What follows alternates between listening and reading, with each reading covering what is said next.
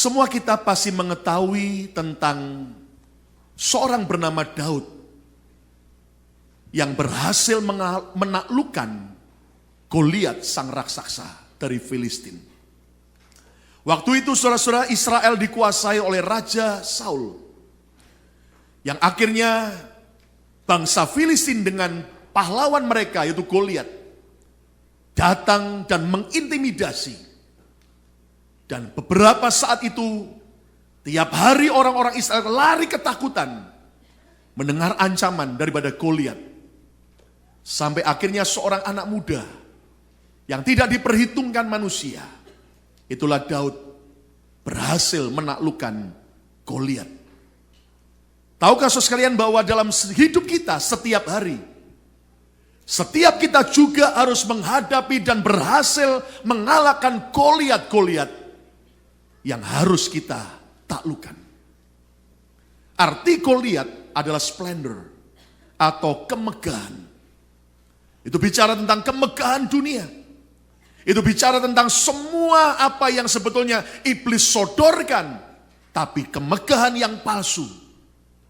Dan kita harus taklukkan Goliat di dalam hidup kita.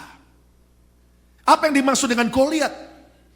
Goliat bisa berbicara tentang keterikatan yang selama ini mengikat saudara, dan engkau seolah-olah tak mampu melepaskannya.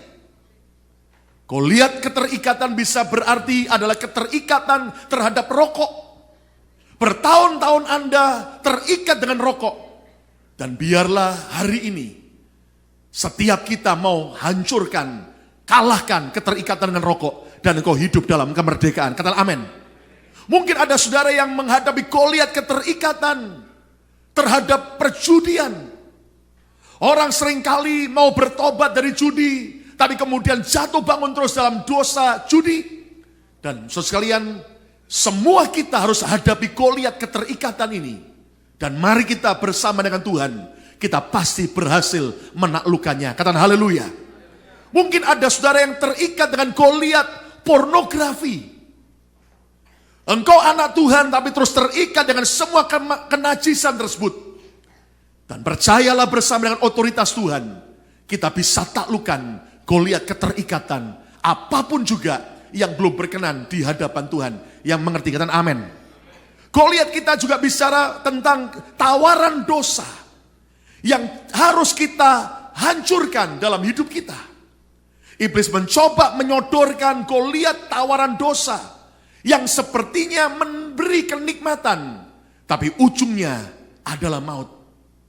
Goliat berikutnya yang juga kita harus taklukkan adalah sebuah habit atau kebiasaan buruk yang harus kita tinggalkan. Mungkin kita menjadi orang yang punya habit yang suka terlambat, punya habit yang malasnya bukan main. Dan mari biarlah di tahun ini saya dan saudara kita taklukkan Goliat habit yang buruk, supaya saudara saya berhasil bersama dengan Tuhan. Yang percaya tepuk tangan yang meriah untuk kemuliaan Tuhan. Amin. Mungkin Goliat saudara adalah masalah pekerjaan saudara. Mungkin masalah ekonomi, keuangan saudara. Dan seolah-olah saudara mungkin berkata, bagaimana jalan keluarnya? Percayalah Yesus kita jauh lebih besar daripada Goliat masalah pekerjaan dan keuangan kita. Katakan amin. Mungkin Goliat saudara adalah masalah rumah tangga, pergumulan rumah tangga yang membutuhkan campur tangan Tuhan untuk memberi pemulihan. Percayalah bersama dengan Tuhan, saya dan saudara bisa menghancurkan, menaklukkan semua pergumulan rumah tangga sehingga setiap kita alami keluarga bahagia.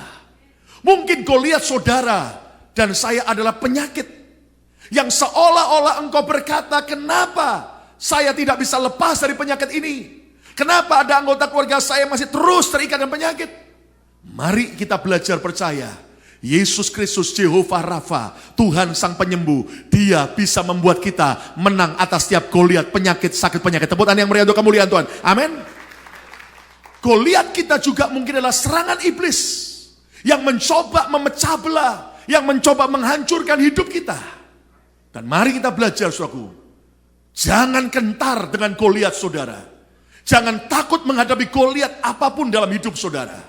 Percayalah, Tuhan yang kita sembah jauh lebih besar daripada Goliat yang terbesar sekalipun. Dan dia Tuhan, kalau bisa membuat Daud berkemenangan, Tuhan yang sama bisa buat saya dan saudara menang atas Goliat kita. Tepuk tangan yang meriah untuk kemuliaan Tuhan. Amin. Siapa mau berkata, saya mau hancurkan Goliat dalam hidup saya? Kata bersama saya mau hancurkan Goliat dalam hidup saya. 2, 3. Nah saudara, Daud seorang anak muda yang tidak diperhitungkan. Tetapi akhirnya dia berhasil menaklukkan Goliat. Mungkin hari ini kau berkata, Pak, seolah-olah saya sudah tidak berdaya lagi. Seolah-olah sudah jalan buntu. Percayalah, di dalam Yesus selalu akan ada jalan terbuka. Saudara sekalian, Daud orang yang tidak diperhitungkan, tetapi berhasil menaklukkan Goliat. Kenapa? Tentu kita berkata karena Tuhan menyertai Daud. Betul. Tetapi saya belajar, saudaraku, di dalam hidup Daud, dia punya senjata-senjata. Dia punya tools yang akhirnya berhasil membuat Daud tidak hanya menaklukkan Goliat, tapi kemana saja dia pergi, Alkitab berkata, Tuhan buat Daud berhasil. Saya percaya tahun 2014 tersedia amazing grace, tersedia anugerah yang ajaib, sehingga semua saudara pasti berhasil.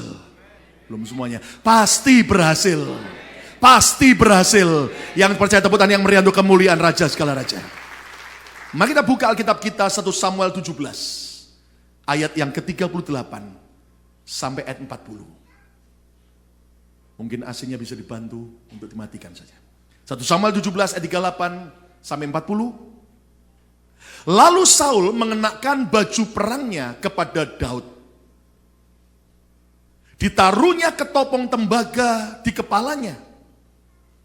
Dan dikenakannya baju sirah kepadanya. Raja Saul yang tinggi besar memberikan baju perangnya kepada Daud yang kecil, imut-imut, amit-amit jabang bayi. Ayat 39. Lalu Daud mengikatkan pedangnya di luar baju perangnya. Dia coba pakai baju perang Saul. Kemudian ia berikhtiar, berencana berjalan. Sebab belum pernah dicobanya. Maka berkatalah Daud kepada Saul sang raja, aku tidak dapat berjalan dengan memakai ini. Sebab belum pernah aku mencobanya. Lihat, kemudian ia Daud menanggalkannya. Semua perlengkapan senjata daripada Raja Saul yang diberikan, dia tanggalkan. Ayat yang ke-40, saudaraku. Yuk kita baca sama-sama ayat 40, semua baca. 2, 3. Lalu Daud mengambil apa? Tongkatnya di tangannya. Dipilihnya dari dasar sungai 5 batu yang licin. Dan ditaruhnya dalam kantung gembala yang apa? Di bawahnya, yakni tempat-tempat batu. Terus, sedang umbannya dipegangnya di tangannya. Demikianlah ia, Daud, mendekati orang Filistin itu, Goliat sang raksasa. Daud seorang pemenang. Sebab ternyata Daud tahu betul, mengerti betul senjata apa yang harus dia pergunakan di dalam peperangan. Daud kenal betul senjata apa yang harus dia pakai sehingga dia bisa menuntaskan Goliat. Dia coba akhirnya senjatanya Saul, tapi tidak berhasil. Dan tidak fit untuk hidupnya. Dan akhirnya dia menggunakan senjata yang akhirnya memberi Daud kemenangan. Hal yang sama juga, saudaraku. Setiap kita dalam hidup kita sehari-hari, saudara harus tahu senjata apa yang sebetulnya Tuhan sudah sediakan buat kita, yang harus kita gunakan untuk berhasil menaklukkan dan menuntaskan setiap Goliat masalah dalam hidup saudara dan saya. Ayo kita belajar, saudaraku. Saya beri judul khotbah hari ini adalah senjata perang Daud. David War's Weapons. Senjata perang Daud. Dan waktu saya belajar tentang ini, saya sudah sering berkhotbah tentang Daud kalahkan Goliat. Tiba-tiba Tuhan jelaskan pada saya, pelajari ada senjata-senjata yang telah membuat Daud hidupnya jadi pemenang. Dan saya percaya kalau senjata-senjata Daud juga kita miliki dan kita gunakan dengan baik. Percayalah mulai hari ini, dalam nama Yesus, hidup saudara dan saya akan penuh terobosan. Tepuk tangan yang meriah untuk kemuliaan Tuhan. Amin, saudaraku. Amin, saudaraku. Siapa mau bebas hutang? Mau bebas hutang, angkat tangan. Saya katakan bersama, saya mau bebas hutang. 2, 3. Amin. Kata bersama, saya mau alami terobosan. 2, 3. Ya. Nah, saudara, kita belajar. Senjata-senjata apa saja yang dimiliki oleh Daud. Nah, kita lihat yang pertama. 1 Samuel 16 ayat 17 sampai 18. Berkatalah Saul kepada hamba-hambanya itu, carilah bagiku seorang yang dapat main kecapi dengan baik. Kata bersama saya, seorang yang dapat main kecapi dengan baik. 2, 3, seorang yang dapat main apa? Kecapi dengan baik. Terus, dan bawalah dia kepadaku. Ayat 18. Baca yuk sama-sama. Semua baca keras. 2, 3. Lalu jawab salah seorang hamba itu, katanya, sesungguhnya aku telah melihat salah seorang anak laki-laki Isai, orang Bethlehem itu. Saya mau tanya, yang dimaksud siapa ini? Daud. Ya kan? Apa yang Daud lakukan? Lihat. Baca berikutnya. 2, 3. Yang pandai apa? Main kecapi. Lihat. Anehnya bukan cuman reputasi Daud pandai main kecapi, tapi lihat kalimat berikutnya, ini aneh. Daud waktu itu kan masih belum kalahkan Goliat. Dia masih seorang gembala domba. Tapi lihat predikatnya apa? Karena dia main kecapi, baca sama-sama, ia seorang pahlawan yang apa? Gagah perkasa, seorang prajurit yang pandai bicara, elok perawakannya, dan apa? Tuhan menyertai dia. Dan dipanggillah Daud. Kenapa? Dia seorang yang punya senjata yang namanya kecapi. Senjata Daud yang pertama adalah kecapi. Dan kecapi bicara soal apa? Tentang yaitu pujian dan penyembahan. Saudara sekalian, saya yakin bahwa Daud waktu masih menjadi seorang gembala domba, di padang gurun dia tidak sekedar hanya kerja, tidak sekedar kemudian dia hanya buang waktu, tapi dia bawa kecapi dan dia mainkan kecapinya, dan dia bukan cuma sekedar main, saya percaya dia ikut nyanyi dan dia menyembah Tuhan. Dan kalau Anda ngerti dalam Mazmur 150 pasal dalam kitab Mazmur, itu sebagian besar ditulis oleh Daud, dinyanyikan oleh Daud. Di mana? Waktu Daud di padang gurun. Jadi saudaraku, Daud ini punya senjata. Yang pertama yaitu kecapi. Dan itu gambaran tentang pujian dan penyembahan. Dan akibatnya apa? Pujian dan penyembahan membuat Daud berhasil menjadi pahlawan yang gagah perkasa. Dan hidupnya penuh dengan kemenangan. Karena Tuhan menyertai dia. Saudara harus tahu bahwa di atas pujian penyembahan saudara, Tuhan itu menyertai. Katakan amin, saudaraku. Siapa mau hidup berkemenangan, kata bersama saya harus suka memuji dan menyembah Tuhan. 2, 3. Makanya begini saudara, kalau Anda memuji Tuhan, menyembah Tuhan, jangan asal-asalan. Saudara sekalian, Anda mengerti bahwa sebetulnya ada kuasa di balik pujian penyembahan. Alkitab berkata Tuhan hadir, Tuhan bertata di atas pujian kita. Katakan amin. Makanya ubah. Jangan tiap hari penuh omelan, menggerutu, ya toh, bersungut-sungut, hidupmu tambah tidak disertai Tuhan, malah disertai iblis. Ayo, biar kerjaan berat, biar mungkin ada banyak tantangan, sukalah gunakan senjata kecapi saudara. Mungkin Anda tidak bisa main musik, tidak apa-apa. Kecapi kita bisa dengan mulut kita memuji, menyembah Tuhan dengan luar biasa. Tepuk tangan yang meriah untuk kemuliaan Tuhan. Amin. Makanya begini saudaraku, jangan lagi suka lagu-lagu dunia, lagu-lagu drama Korea. Tiap hari air mata terus, lagu-lagu yang tidak berkenan sama Tuhan, ya toh. Bukan mendatangkan hadirat Tuhan, malah ngundang hadirat si jahat. Tiap hari nyanyinya, sudah ku bilang bapaknya galak, Sudah ku bilang ibunya juga galak. Sudah ku bilang bapaknya galak. Makarena. Yang datang bukan roh Tuhan akhirnya. Belajarlah saudaraku untuk apa? Menggunakan senjata kecapi saudara. Tiap hari penuhi hidup saudara dengan pujian penyembahan. Katakan amin. Lihat ya, orang kalau memuji Tuhan, itu beban seberat apapun terasa ringan. Dan dari wajahnya kelihatan. Coba saya dari mimbar ini kok saya lihat ada banyak begini.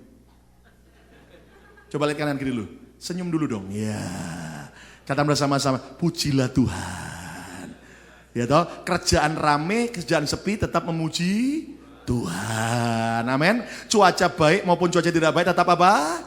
Memuji Tuhan. Dan lihat hasilnya. Coba kita lihat dalam hidup Daud. 1 Samuel 16 ayat 23. Lihat. 1 Samuel 16 ayat 23. Dan setiap kali apabila roh yang daripada Allah itu hinggap pada Saul, yaitu roh jahat yang diizinkan oleh Tuhan hinggap pada Saul. Kenapa? Karena Raja Saul memberontak pada Tuhan. Lihat. Maka Daud mengambil kecapi, pujian penyembahan, dan memainkannya. Akibatnya apa? Baca sama-sama yuk. 2, 3. Saul merasa lega dan apa? Nyaman. Orang Surabaya bilang bukan cuma lega, luwego katanya. Amin, saudaraku. Siapa mau hidup lega dan nyaman setiap hari? Amin. Terus apa? Dan roh yang jahat itu undur dari pada Saul. Kenapa? Daud pakai senjata kecapinya. Saudara-saudara, saat engkau sedang tertekan, saat engkau sedang depresi, jangan gunakan sungut-sungut, tapi gunakan kecapi saudara. Memuji menyembah Tuhan yang kencang, yang keras, tidak hanya dengan mulut. Mungkin Anda juga bisa dengan apa? Dengan tangan saudara, dengan menari. Dan saya sudah mendengar banyak kesaksian tentang kuasa pujian. Dan di Alkitab lihat, kuasa pujian ternyata membuat kemenangan demi kemenangan. Saya percaya hidup saudara dan saya, Goliat sebesar apapun akan hancur kalau kita suka menggunakan kecapi pujian penyembahan kita. Tepuk tangan yang meriah untuk kemuliaan Tuhan. Amin.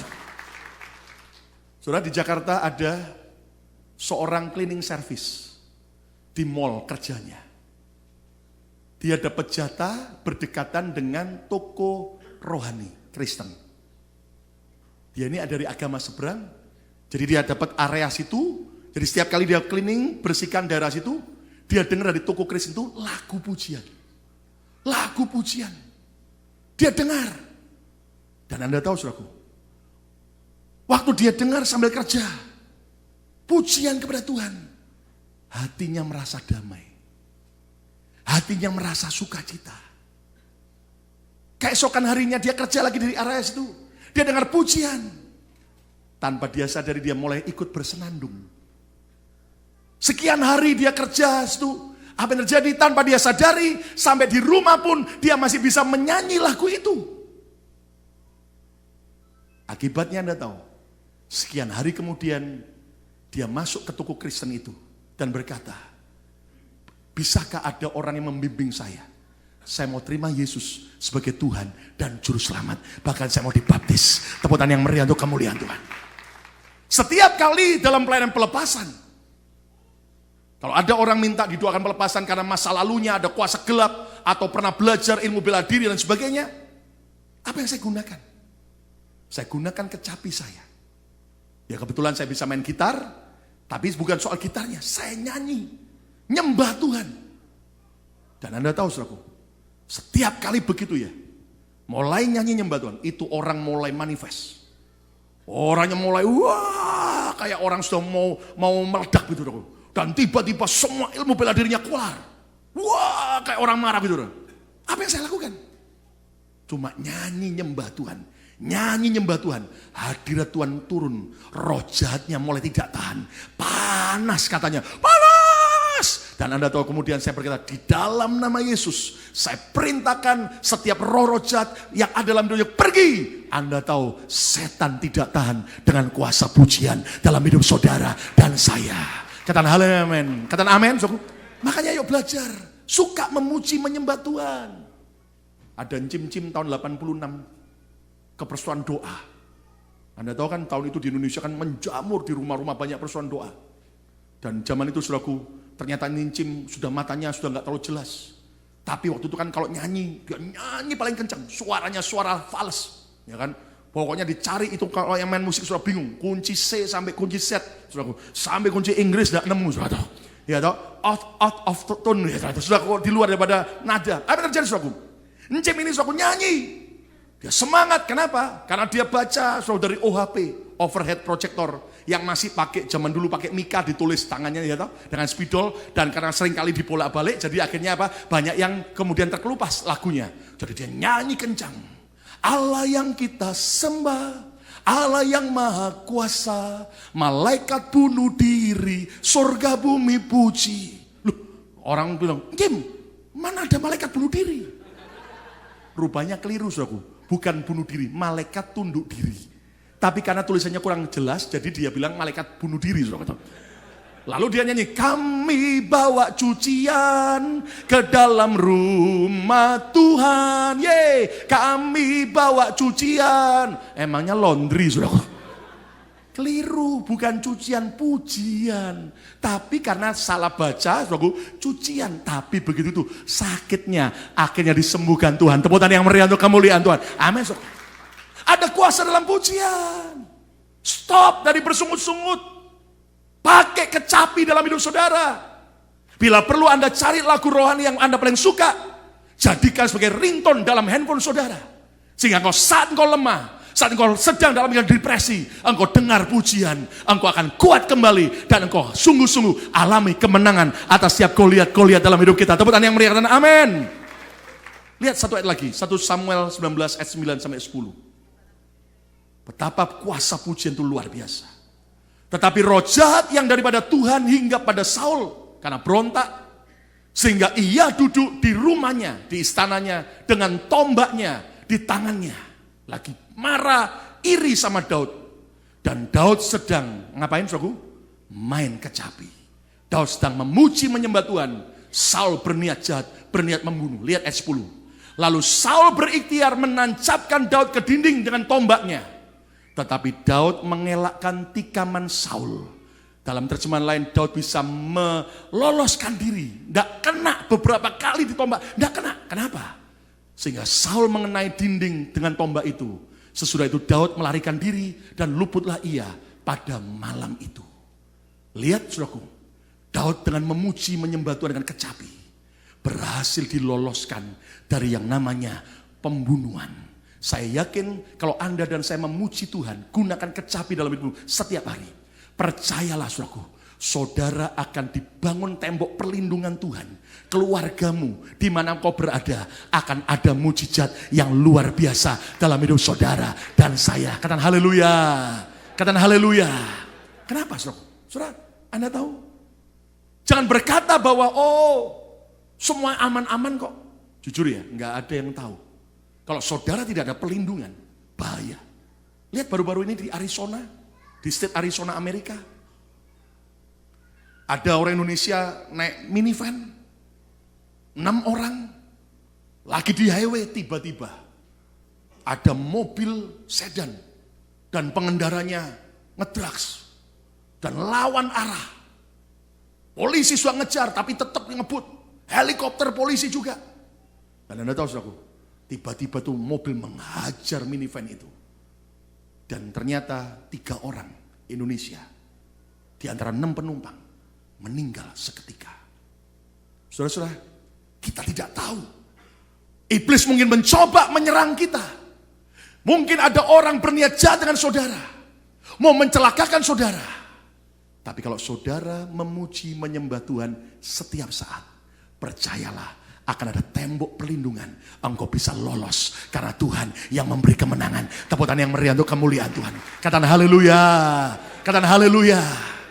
Waktu saya ngobrol dengan Pak Ahok, Wagub DKI Jakarta, di kantor beliau, saya tanya begini, Pak, banyak enggak orang yang iri sama Bapak? Dia berkata terus terang, waduh, saya begitu banyak orang iri, bahkan mengancam. Dan dia tahu bahwa ada orang-orang mencoba pakai kuasa gelap. Lalu saya tanya, apa yang Bapak kerjakan? Dia ketawa. Tiap hari saya memuji Tuhan. Pagi bangun tidur, nyanyi muji Tuhan. Dan Anda tahu, di kantornya pun dia juga sering memuji Tuhan.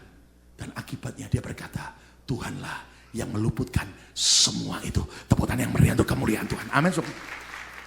Jadi senjata kita yang pertama adalah kecapi. Kata bersama saya, kecapi. 2, 3. Itulah pujian dan penyembahan. Senjata yang kedua daripada Daud untuk mengalahkan Goliat adalah apa? Lihat 1 Samuel 17 ayat 40. Lalu Daud mengambil tongkatnya di tangannya. Sampai situ.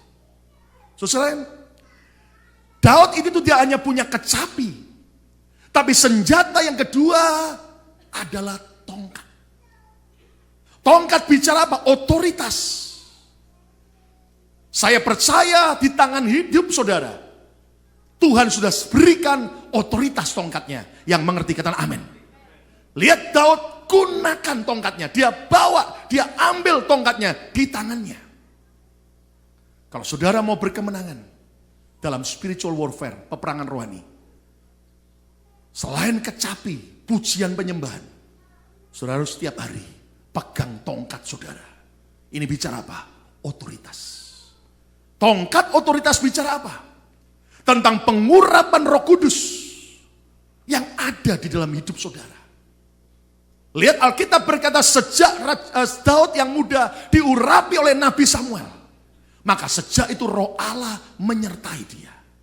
Dan firman berkata Roh Kudus dalam diri kita jauh lebih besar daripada roh-roh jahat di udara. Tepuk tangan yang meriah untuk kemuliaan nama Tuhan. Amin. Jadi saudaraku, waktu Anda hadapi masalah, waktu Anda harus menyelesaikan tugas pekerjaan yang berat, pakai otoritas pengurapan. Alkitab berkata, pengurapan akan menghancurkan setiap kuk dan belenggu. Katakan amin. Pengurapan akan memberi saudara hikmat, kepandaian. Tiba-tiba saudara Tuhan beri ilham. Oh, kamu caranya gini-gini. Kamu menyelesaikan kerjaan yang begini-gini. Dan Anda kerjakan. Ternyata beres. Dan engkau akan naik gaji. Apalagi tongkat otoritas.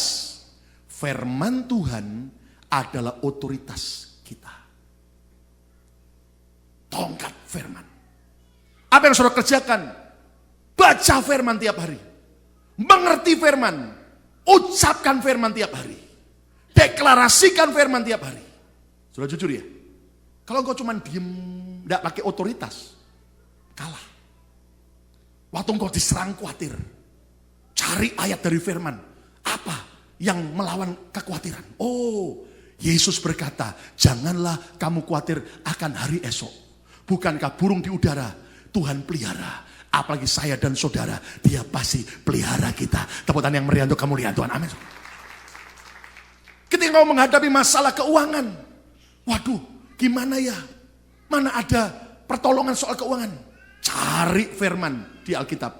Bicara soal keuangan. Oh, Filipi 4 ayat 19. Allahku akan memenuhi segala keperluan Betty. Kalau nama saudara Betty. Amin, saudara. Menurut kekayaan dan kemuliaan di dalam Yesus Kristus Tuhan. Deklarasikan, ucapkan keras tiap hari. Dan kau percaya Tuhan akan betul-betul jadi Jehovah Jireh yang memberkati saudara. Tepuk tangan yang meriah untuk kemuliaan Tuhan. Amin. Pak, saya sudah lama cari jodoh, tidak ada yang mau Pak. Cari ayat di firman. Jangan salah ayat. Jangan bilang begini. Memang sudah dikehendaki Tuhan tidak menikah. Itu salah. Lo cari ayat kejadian, haleluya. Tidak baik Ivan seorang diri. Tuhan sudah siapkan penolong yang sepadan. Anda deklarasikan tiap hari. Nanti Tuhan kirim noni fresh from Indonesia. Amin, saudara. Saudara tidak punya kerjaan, jangan ngomong gini, capek deh. Nah, cari ayat di firman soal kerjaan. Ada enggak? Ada.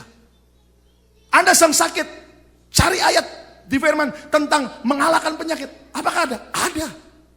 Masalah apapun, pakai tongkat firman. Dan Anda tahu saudaraku, tongkat otoritas juga bicara apa? Tentang tubuh dan darah Kristus. Itulah perjamuan kudus. Anda tahu bahwa Yesus tinggal dalam saudara. Saudara tinggal dalam Yesus, gunakan otoritas. Kuasa tubuh dan darah Yesus, engkau akan berkemenangan. Saudaraku, Di antara kita ada yang mau saksi. Saya undang suami istri yang paling muda di gereja ini. Gitu. Pak Robi dan Ibu Nelly bisa maju ke depan. Pak Robi ini usia 17 tahun, saudaraku. Enggak. Usia 73 tahun sekarang ya. Biar sendiri naik sendiri. Wow, lihat, sehat, bisa naik tangga. Tepuk tangan yang meriah untuk kemuliaan Tuhan. Amin. Ya. Ini teman papa saya dulu, saudaraku, di Surabaya ya. Oke. Nah, Pak Robi, mungkin Pak Robi coba ceritakan, Pak Robi atau Bu Nelly yang mau cerita tentang apa yang sebetulnya dialami beberapa 2 tahun sebelumnya dan apa yang terjadi hari ini. Halo saudara-saudara sekalian. Sebelumnya saya akan ceritakan mengenai kejadian saya mengenai penyakit Parkinson. Waktu saya ke LA, waktu berjalan iringan dengan warga pengantin keponakan saya, tiba-tiba saya merasa seperti tidak bisa terkendali jalan saya. Waktu itu di LA. Jadi istilahnya bahasa Jawanya nyeruduk aja, tidak bisa dikendalikan. Itu asal mulanya penyakit saya. Dan saya sekarang, apa yang saya alami penyakit ini banyak sekali. Kaki kalau diangkat dia tidak bisa ngangkat. Sekalipun diperintah, ayo angkat, tidak bisa, tetap lengket. Masuk kamar mandi juga gitu. Kaki itu seperti ngawang, jadi kaki itu tidak bisa nempel. Jadi meragukan gitu. Jadi khawatir jatuh. Jadi saya tidak bisa mandi, tidak bisa segala macam, pakai pakaian nggak bisa. Waktu tidur pun, waktu kebelet kencing saya nggak bisa pindah tempat, tidak ada tenaga sama sekali, sampai ngompol di tempat tidur. Saya selalu kalau mau bangunkan istri untuk mendorong saya turun. Kali waktu saya mengalami suatu keanehan. Tahu-tahu saya ini kok bisa, penyakit saya itu bisa hilang semua gitu loh. Jadi saya lompat-lompat, saya enggak pakai malu di depannya menantu, depan anak saya. Saya lompat jingkrak-jingkrak, saya sudah sembuh. Tapi tahu-tahu nyatanya dalam waktu 1 jam, kok pulih kembali. Lalu apa yang sekarang istri menolong ya? Apa yang Bu Nelly lakukan? Puji Tuhan ya. Waktu itu suami saya tuh sudah kena stroke ya. Tidak bisa bangun, tidak bisa turun ranjang, sampai ngompol-ngompol juga tidak bisa makan, jalan sendiri juga tidak bisa. Jadi saya ini sebagai penolongnya dia, tapi penuh tantangan karena menghadapi orang yang sakit itu kadang-kadang suka marah, salah-salah itu ya. Kalau saya bilang ini suruh apa, salah-salah gitu ya. Terus akhirnya saya itu gini aja Pi, kita berdoa cari Tuhan. Gimana kita berdoa supaya kamu mendapat kesembuhan. Puji Tuhan setiap hari kita berdoa dan saya setiap pulang kerja saya olesin kakinya dengan minyak urapan. Saya mohon Tuhan turut campur tangan dalam masalah suami saya. Karena suami saya dalam posisi kayak gitu, dia sering marah dan ngomong, aku lebih baik mati aja daripada nyeksa-nyeksa gini. Aku jengkel, gak bisa apa-apa. Dia rasanya putus asa. Tapi saya kuatkan dia, kita punya Tuhan yang hidup. Kita berdoa, setiap hari kita olesin minyak kakinya. Dan puji Tuhan, hari demi hari, setelah ada penglihatan itu dia jingkrak-jingkrak itu ya. Suatu ketika Tuhan kasih kesembuhan normal seperti biasa, bisa lari-lari di tempat. Dia kesenangan waktu itu, tapi besoknya dia loyo lagi karena tidak bisa bangun lagi. Tapi saya kuatkan, mulai saat itu kita berdoa, banyak doa dan banyak urapin kakinya. Waktu itu perjuangan kita ya berdoa bersama-sama. Puji Tuhan, sekarang demi hari Tuhan kasih kesembuhan dan sekarang sudah sembuh. Biarpun tidak 100% karena masa usia ya, jalannya masih lambat, tapi tidak seperti dulu lagi. Puji Tuhan, ini kemurahan Tuhan, Tuhan sudah kasih jalan. Tapi sekarang saya sudah bisa segalanya, bisa pakai pakaian sendiri, bisa mandi sendiri, bisa turun sendiri. Dan lagi saya bisa jalan kaki dari rumah 19 Street sampai health center jalan kaki tanpa pengawal. Tuhan telah menyembuhkan penyakit saya. Karena doa Pak Lukas dan Tuhan Yesus. Maaf kalau saya ada saksian kurang sempurna. Tepuk tangan yang meriah untuk kemuliaan Tuhan. Pak Robi mau lari sebentar di panggung. Iya, jalan dulu Pak. Ayo, iya, lari sama saya Pak. Luar biasa. Wow, balik Pak. Dalam nama Yesus. Sudah bisa bayangkan, saudaraku? Luar biasa ya. Wah, saya kalah cepat, saudaraku ya. Tuhan biasa. Tepuk tangan yang meriah untuk kemuliaan nama Tuhan Yesus. Tuhan kita, Tuhan yang ajaib. Terima kasih. Saudara lihat, kalau saudara menyerah kalah dan engkau tidak gunakan tongkat otoritas yang Tuhan sudah beri, kita akan kalah. Bangkit anak Tuhan. Bangkitlah tentara Tuhan. Supaya Anda dan saya gunakan otoritas dan lihat Tuhan pasti memberi kita mujizat dan pertolongan. Tepuk tangan yang meriah untuk kemuliaan Tuhan. Amin. Kecapi, lalu tongkat. Nah yang ketiga, senjata Daud yang berkuasa. Lihat 1 Samuel 17 ayat 40 sekarang. Sekali lagi.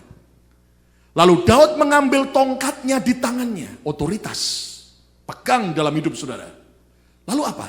Dipilihnya dari dasar sungai 5 batu yang licin. Dan ditaruhnya dalam kantong gembala yang dibawanya, yakni tempat batu-batu, sedang umbannya dipegangnya di tangannya. Demikianlah ia, Daud, mendekati orang Filistin itu atau Goliat. Alkitab mencatat senjata Daud yang berkuasa yang ketiga adalah umban dan batu. Umban dan batu bicara tentang akurasi atau ketepatan. Siapa di sini yang pernah dulu main ketepel? Angkat tangan. Oke, percayalah yang pernah main ketepel pernah mencuri mangga tetangga. Termasuk saya dulu. Itu yang namanya ketepel, atau kalau di Israel, saudaraku, itu adalah umban dan batu, harus bisa tepat sasaran. Setiap kali saudara menghadapi persoalan Goliat dalam hidup saudara, belajarlah tanya sama Tuhan, Tuhan, aku disuruh ngapain? Dan engkau harus belajar lakukan dalam ketepatan. Tidak boleh meleset, harus persis dengan apa yang Tuhan minta, yang setuju. Katakan amin. Saudara, bicara meleset, satu hari ada sebuah pertandingan, panah. Ada orang ditaruh di ujung, lalu apel di atas kepalanya. Dari Inggris datanglah seorang. Dan dia bawa panah. Dan dia mulai celas. Itu anak panah kena itu apel. Persis tengahnya. Ceplak. Semua penonton kagum. Tepuk tangan semua. Lalu kemudian dari Inggris berkata, I am Robin Hood. Dari Amerika maju. Taruh lagi apel. Suruh mundur lagi orangnya. Saat itu apel bisa pecah jadi 8. Celas. Semua orang tepuk tangan. Yang dari Amerika teriak, I am Rimbu. Dari Indonesia maju. Mundur. Kenapa Anda look down Indonesia? Lalu dia ambil panahnya. Kena matanya, saudaraku. Yang dari Indonesia berkata, I am sorry.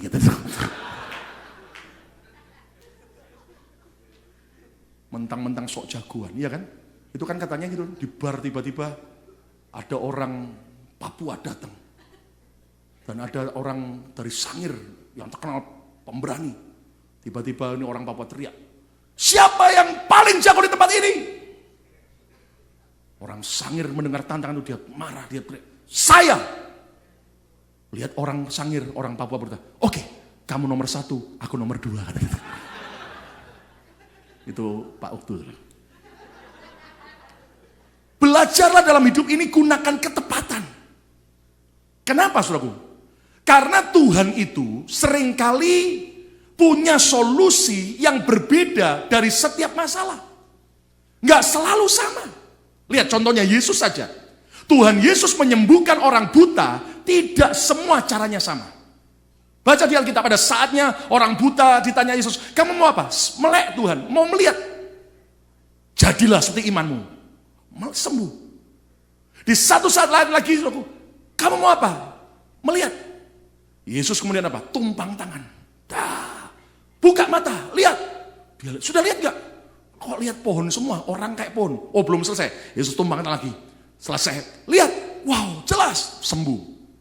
Orang buta yang lain tiba-tiba datang. Aku mau lihat. Yesus ngapain? Alkitab berita Yesus meludah ke tanah. Terus dia apain? Yesus membongkok dan kemudian dicampur itu tanah dengan ludahnya. Untung itu orang buta. Ya kan? Itu tanah dengan campur ludah Yesus diapakan? Ditaruh di kedua mata orang buta. Untung dia buta. Tapi biar dia buta, tetap dia bisa mencium bau. Tergantung Yesus hari itu habis makan apa. Kalau seandainya Yesus dari Indonesia, habis makan petis, terong, dan juga jengkol dan peti. Orang buta waktu diolesi, bau apa ini ya? Apalagi habis makan durian. Baru-baru ini kan presiden kita, Amerika, Obama, dalam acara kenegaraan ke Malaysia. Tiba-tiba selesai, naik limusin menuju ke airport Malaysia, Kuala Lumpur untuk naik pesawat presiden sendiri, Amerika, Air Force One. Tapi tiba-tiba di tengah jalan, Obama lihat di tepi jalan, orang jual durian. Belok! Ajudannya belok. Obama ingat waktu di Jakarta, di Indonesia waktu kecil, suka makan durian. Maka saudara itu encik-encik yang jual kaget. Mobil mewah, presiden Amerika turun. Langsung makan 3 durian, langsung habis. Encik itu berkata, ini kayak orang tidak pernah makan durian bertahun-tahun. Makan habis, ketawa-ketawa. Terus tanya, berapa? Sekian. Presiden keluarkan uang lembaran ratusan dolar. Gak usah, kembalikan. Kasih, wah encik-enciknya seneng. Anda tahu, naik lagi presiden menuju ke airport. Gak taunya begitu naik ke tangga, ke pesawat presiden Amerika. Obama dicek sebentar. Ajudannya bertanya, bau apa ini? Ada bau gas atau bom ini? Anda tahu, baca di berita, Obama tidak boleh masuk ke pesawat presiden. Harus turun lagi dan mengalami proses untuk menghilangkan bau lebih dulu. Akhirnya berita berkata, dia terlambat dalam acara kenegaraan pergi ke Thailand. Gara-gara 6 jam, gara-gara terlambat, gara-gara makan durian di Malaysia. Hidup presiden kita, dia suka dengan kita, suka-suka makan durian. Nah, tapi lihat Yesus, tiba-tiba saudaraku, itu ditaruh di mata orang buta. Yesus bilang apa? Pergi basuhlah matamu, sembuh. Nah, Tuhan punya banyak cara untuk tolong saudara. Katakan amin. Tidak selalu dengan cara yang sama. Tapi Tuhan seringkali mau membisikkan, mau bicara dengan saudara. Nah, kamu punya masalah keuangan. Iya Tuhan, suruh apa Tuhan? Ambil, mungkin ya Tuhan ngomong, ambil kertas hutang. Doain. Patahkan roh kutuk hutang, injak-injak supaya hutangmu lunas. Ada orang lakukan dalam ketepatan, ternyata dia alami mujizat. Ada orang sembahyang lagi, masalah ekonomi, hutang. Tiba-tiba dia ngomong apa? Kamu harus lakukan, kamu nabur dalam jumlah sekian. Tuhan, aku lagi dalam kekurangan. Taat, dia taat saja, lakuin. Dan ternyata mujizat terjadi. Saudara, apapun masalahmu hari ini, belajar pakai yaitu umban dan batu, ketepatan. Suatu hari ada anak Tuhan di Jakarta, dia punya flower shop di bagian basement daripada Hotel JW Marriott di daerah Kuningan, Jakarta. Waktu dia lagi sembahyang pagi, tiba-tiba anak Tuhan ini sudah dengar dorongan dari Tuhan. Urapi semua kompleks pertukuan itu dan Hotel Marriott. Lalu dia bilang, hah? Malu dong Tuhan. Nanti dikira orang apa? Dan itu tempat gede banget. Dia tidak kerjakan. Seminggu kemudian, waktu dia sembahyang ada suara. Urapi pertokoanmu. Wah, enggak lah. Nanti sampai kalau dilihat sama anak buah saya, pegawai saya dikira apa? Dia tidak lakukan. Minggu ketiga, waktu dia sembahyang, ada suara begini. Kamu kan punya beberapa pegawai. Ada satu pegawai pria itu dari agama seberang. Keluarkan segera hari ini. Dia kaget, lu Tuhan, saya kan punya banyak pegawai dan juga banyak dari agama seberang. Kenapa harus dia yang dikeluarkan? Nanti apa asalnya? Dia baik kok Tuhan. Dia tidak mau keluarkan. Anda tahu, seminggu kemudian Hotel JW Marriott meledak. Teroris. Termasuk toko bunga itu hancur juga. Tapi bukan soal itu aja kerugiannya. Akhirnya dicek dari kamera. Dari mana asal bom itu? Di lobi hotel itu. Ternyata berasal dari rangkaian bunga. Dan siapa yang bawa rangkaian bunga ini? Dicek lagi di video kamera. Pegawai itu yang harus dipecat. Dia bawa, dia taruh. Dan ternyata itu pegawai teroris. Anda tahu, pengusaha Kristen ini tidak hanya hancur tokonya, bunganya. Tapi dia kehilangan kepercayaan. Dia tidak bisa lagi punya customer. Orang semua tidak percaya. Gara-gara apa? Tidak lakukan dalam ketepatan. Kalau saudara tiba-tiba didorong Tuhan, lakukan sesuatu yang sesuai firman Tuhan. Tapi unusual, yang tidak masuk akal.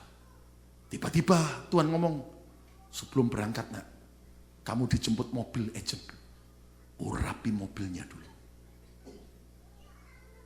Tuhan, nah nanti kan dianggap teman-teman saya, oh gimana? Loh, kalau Tuhan dorong lakuin. Kalau enggak ya enggak usah. Lah caranya gimana Pak? Ya sembahyang sama Tuhan. Tapi jangan show off. Minyak taruh sini banyak. Semua mobil, ya urapan. Semua teman dalam mobil, ya sini, kepalanya sini. Flok. Apalagi yang botak, sini. Flok. Jangan begitu. Minta hikmat Tuhan. Taruh minyak urapan di tangan dari rumah, tenang aja. Sampai mobil putar sebentar dalam nangis. Tuhan lindungi. Supaya apa? Tuhan bisa cegah mobil saudara dari kecelakaan. Dan Tuhan bisa luputkan engkau. Dan kau hidup dalam berkat Tuhan. Tepuk tangan yang meriah untuk kemuliaan Tuhan. Amin. Belajar tepat. Itulah umban dan batu. Yang keempat. Senjata Daud yang berkuasa yang keempat adalah apa? Lihat 1 Samuel 17 ayat 51. Daud berlari mendapatkan orang Filistin itu. Setelah diumban dan Goliat jatuh, apa yang Daud lakukan? Dia lari mendekati orang Filistin, Goliat. Lalu berdiri di sebelahnya. Diambilnyalah pedangnya. Dihunusnya dari sarungnya. Lalu menghabisi dia. Menghabisi Goliat, dipancung. Saya mau tanya, ini pedangnya siapa? Loh, halo? Daud bawa pedang enggak waktu itu? Enggak, dia cuma bawa tongkat dan umban dan batu. Ini pedangnya siapa? Goliat sendiri. Dan kemudian dia pancung, dipancungnya kepalanya dengan pedang itu. Ketika orang-orang Filistin melihat bahwa pahlawan mereka telah mati, maka larilah mereka. Senjata peperangan rohani yang keempat, pedang Goliat. Apa artinya? Eksekusi. Kerjakan apa yang Tuhan perintahkan, enggak separuh. Sampai tuntas. Daud itu cerdas. Kalau dia cuma umban dan Goliat memang jatuh, boom. Ya kalau mati. Lah kalau pingsan. Dia lari, dia ambil pedangnya Goliat, seng. Dia penggal, jebret. Dia ambil kepalanya. Dan Anda tahu, itu bicara apa? Anda kalau diperintahkan Tuhan, jangan separuh jalan.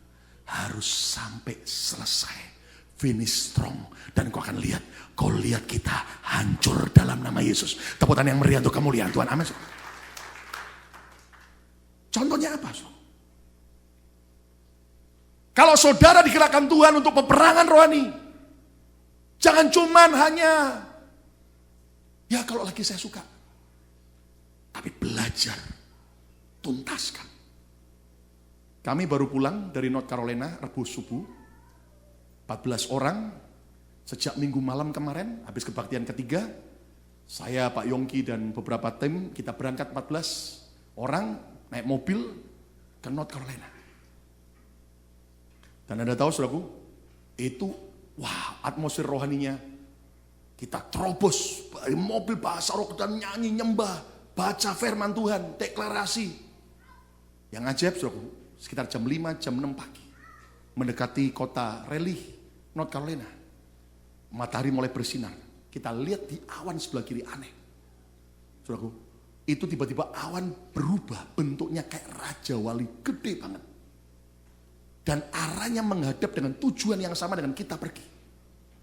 Wah, kita memuji Tuhan lebih sukacita, kita percaya penyertaan Tuhan. Dan sekian menit kemudian, itu di Raja Wali yang gede. Ya, teman-teman ada yang foto, tapi memang saudaraku kalau Anda lihat lebih detail, itu tiba-tiba ada awan di depan Raja Wali yang tiba-tiba berbentuk jadi seperti malaikat. Dan malaikatnya juga menghadapnya ke arah yang sama. Kalau Anda belum pernah tahu lihat langsung, mungkin Anda, masa betul gitu sih? Itu real, so. Dan kita nyanyi nyuci Tuhan, so. Anda tahu ada sesuatu yang kita harus tuntaskan. Betul, sampai akhirnya kita masuk ke hotel, jam 7 pagi, bagi kamar, lalu kemudian saya bilang, yuk kita istirahat dulu, minimal jam 12 kita kumpul, sembahyang lagi, perjamuan lagi, urapan lagi, baru kita berangkat. Tapi rupanya saudaraku, jam 10-an sudah beberapa telepon saya, Pak, kita lebih early Pak ya. Dan akhirnya banyak yang cerita, Pak, ada yang cerita begini, saya tiba-tiba tidak bisa tidur Pak, kenapa? Baru tidur mimpi, jelas sekali. Ada setan bentuknya wanita Pak, marah-marah, kenapa kalian kesini? Kenapa kalian kesini? Dan katanya dalam mimpinya tiba-tiba dia lihat muncul saya. Lumayan, begini muncul di mimpi orang. Amin. Dan saya bilang sama dia, tuntaskan. Dan saya percaya, saudara, ternyata roh yang menguasai daerah tersebut, itu bentuknya seperti itu. Dan ada banyak juga yang ternyata tidak ikut perang di Philadelphia, anggota keluarga. Juga tiba-tiba mimpi serangan iblis. Saudara, tapi akhirnya kita perangi. Dan Anda tahu yang ajaib adalah Tuhan ubah semua. Dan kami lihat Tuhan beri kemenangan yang luar biasa. Tepuk tangan yang meriah untuk kemuliaan Tuhan. Amin. Saudara, kalau Tuhan perintahkan apapun, lakukan sampai selesai, sampai tuntas. Eksekusi sampai selesai. Ada hamba Tuhan di Indonesia, tiba-tiba Tuhan gerakkan dia ke Papua. Ini hamba Tuhan sederhana ke Papua. Sampai di sana dia bilang, Tuhan suruh ngapain di Papua? Sembayang Tuhan ngomong, kamu harus bicara firman. Kamu injak Papua, ngomong ini milik Yesus, Tuhan beri untuk saya diberkati di Papua. Dia ucapkan deklarasi, dia doa keliling. Tiba-tiba ada seorang pengusaha tambak udang ketemu sama dia. Terus tambak udang ini, pengusaha ini ngomong gini, aduh tambak udang saya ini rugi terus. Habis sekian banyak, tapi panen cuma 10 kilo. Setahun cuma 10 kilo. Rugi besar. Tiba-tiba ini anak Tuhan, hamba Tuhan bilang, boleh nggak saya doakan tambahan Bapak? Silakan. Lalu di sana dia sembahyang, Tuhan suruh ngapain? Kelilingi tambak itu. Doa keliling, nyanyi, nyembah Tuhan, bahasa roh yang kuat. Taburi garam. Seperti Elisa di dalam Alkitab. Menggunakan garam untuk apa? Mentahirkan air di kota Yeriko. Dia teriak, aku sehatkan air tambak ini dari semua penyakit. Terus apa yang terjadi, saudaraku? Dia deklarasikan firman, dia ucapkan firman dalam nama Yesus. Tidak lagi ada kematian, tapi yang ada kehidupan. Tidak lagi ada kegagalan, kerugian, tapi keberhasilan. Dia ucapkan firman. Anda tahu yang terjadi, saudaraku? Selesai, diurapi juga tambak itu. Akhirnya dia pulang. Anda tahu, pengusaha itu, saudaraku, nabur benih lagi. Setelah didoakan. Dan waktu panen kaget. 100 kilo udang sekali panen. Enggak ada yang tepuk tangan, saudara. Dan Anda tahu, saudara, ini pengusaha lihat bagaimana usahanya dibalikkan Tuhan, diberkati. Dan hamba Tuhan ini, saudara, akhirnya kecipratan berkat. Sampai akhirnya dia bisa buka restoran di Papua. Dia punya beberapa usaha. Sampai bupati juga kenal dia. Dan minta seringkali didoakan. Dan Anda tahu, itu namanya menuntaskan semua yang Tuhan perintahkan. Tepuk tangan yang meriah untuk kemuliaan Tuhan. Amin, saudara. Yang kelima, yang terakhir. Senjata Daud yang berkuasa. Lihat 1 Samuel 18. Ayat 3 sampai 4. 1 Samuel 18 ayat 3 sampai ayat keempat. Yonatan mengikat perjanjian dengan Daud. Siapa Yonatan? Anak Raja Saul. Karena Yonatan mengasihi dia, mengasihi Daud. Sebuah prinsip persahabatan. Seperti dirinya sendiri. Sebuah hubungan kasih antara Yonatan dan Daud. Ayat 4 aneh. Baca sama-sama yuk. 2, 3. Yonatan menanggalkan jubah yang dipakainya. Terus. Dan memberikannya kepada Daud. Itulah jubah perang Yonatan, jubah anak raja, juga baju perangnya, sampai apa? Pedangnya, panahnya, dan ikat pinggangnya. Dan Anda tahu rahasianya kemenangan Daud yang kelima. Senjatanya apa? Pedang Yonatan. Pedang Yonatan diperoleh dari sebuah hubungan kasih. Dan saya istilahkan inilah senjata kasih. Dan Anda tahu saudaraku, apa akibatnya? Daud dapat pedang dari Yonatan karena hubungan kasih. Ayat yang terakhir, 1 Samuel 18 ayat 5. Yuk kita baca sama-sama. 1, 2, 3. Daud maju. Belum semuanya, ulang lagi 2, 3. Daud apa? Maju berperang dan apa? Selalu berhasil kemana juga Saul menyuruhnya. Selalu berhasil kemanapun juga perginya. Kata bersama saya, selalu berhasil. Kata bersama saya, selalu berhasil. Siapa mau kemanapun saudara pergi, selalu berhasil, dibuat Tuhan berhasil. Tepuk tangan yang meriah untuk kemuliaan nama Tuhan. Katakan haleluya. Dalam peperangan rohani, kita harus musuhi iblis. Jangan musuhi manusia.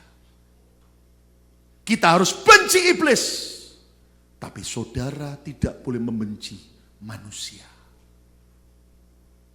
Itulah senjata yang berbeda. Dengan level lebih tinggi. Di mana saudara dan saya akan berhasil mengalahkan musuh. Yang setuju katakan amin. Ingat saudaraku. Kalau engkau lihat orang jahat dengan saudara. Terus Anda ikut buat balas jahat. Anda sudah kalah dalam peperangan rohani. Daud kemanapun dia pergi, dia bawa senjata pedangnya Yonatan. Sebuah pedang senjata kasih. Sebuah pepatah bilang begini. Jika kejahatan dibalas dengan kejahatan, itu namanya dendam. Jika kebaikan dibalas dengan kebaikan, itu namanya perkara yang normal. Jika kebaikan dibalas dengan kejahatan, itu namanya laknat. Tetapi jika kejahatan dibalas dengan kebaikan, itu namanya perkara yang mulia. Tepuk tangan yang meriah untuk kemuliaan Tuhan. Orang boleh jahat dengan saudara. Musuhi, perangi roh jahatnya, bukan orangnya. Katakan haleluya. Amin, saudara. Dan Anda tahu, saudara. Kita harus gunakan senjata yang berbeda dengan yang digunakan oleh iblis. Kalau iblis pakai senjata kebencian, lawanlah kebencian dengan apa? Kasih. Kalau iblis pakai kepahitan, lawanlah kepahitan dengan kemanisan. Kalau iblis pakai senjata kejahatan, lawanlah kejahatan dengan kebaikan. Kalau iblis pakai dengan kesombongan, lawanlah kesombongan dengan kerendahan hati. Kalau iblis pakai kenajisan, lawanlah dengan kekudusan. Kalau iblis menebarkan pemberontakan, lawanlah dengan penundukan diri. Dan Anda tahu, hasilnya akan luar biasa. Tepuk tangan yang meriah untuk kemuliaan Tuhan. Amin. Kesimpulannya apa? Tentara Tuhan harus mengetahui senjata apa yang harus dipergunakan. Dan mengetahui bagaimana cara untuk mengaktifkan senjata-senjata tersebut. Daud jadi pemenang sebab ia punya 5 senjata perang yang ampuh. Apa aja? Yuk kita baca sama-sama. 1, 2, 3. Apa yang pertama? kecapi. Apa arti kecapi? Pujian dan penyembahan. Tiap hari sukalah memuji menyembah Tuhan. Amin. Yang kedua apa senjatanya? Tongkat di tangan. Pakai otoritas Tuhan. Tuhan sudah beri otoritas buat saudara. Amin. Yang ketiga apa? Umban dan apa? Batu. Pakai ketepatan. Harus akurasi, tepat. Yang keempat apa? Pedang Goliat, eksekusi, tuntaskan. Kalau Tuhan perintahkan, kerjakan segera sampai selesai. Jangan separuh-separuh. Dan yang kelima, pedang Yonatan, senjata kasih. Goliat apa yang dalam hidup saudara hari ini? Sebesar apapun Goliat itu, Yesus Tuhan kita tetap jauh lebih besar. Dan mari kita berkata, Yesusku besar, Dia mengatasi setiap persoalan kita. Tepuk tangan yang meriah untuk kemuliaan Tuhan. Amin. Ayo berdiri bersama.